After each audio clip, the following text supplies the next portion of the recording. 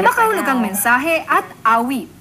If a picture paints 1,000 words, then why can't I paint you?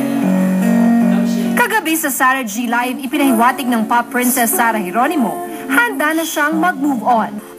Noong isang linggo nalagay sa hot seat si Sarah at si Mommy Divine. Sa totoo po talaga, hindi po mami ko ang nagpatigil kay Gerald na manligaw. Bago ito, makahulugan ang pahayag ni Gerald. Ay, ang bilis ng oras, di ba? Kaya dapat kung may gusto kong gawin, may gusto kong sabihin mo na, gawin mo na.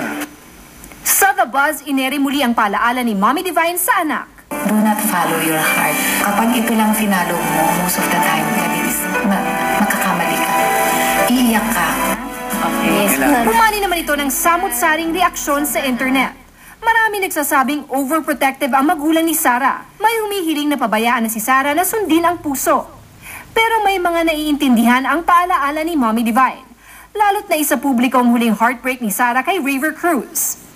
May iba pa rin gustong magkatuluyan sina Sarah at Gerald. Hindi man happy ending sa ngayon, inaasam pa rin ni Sarah ang true love.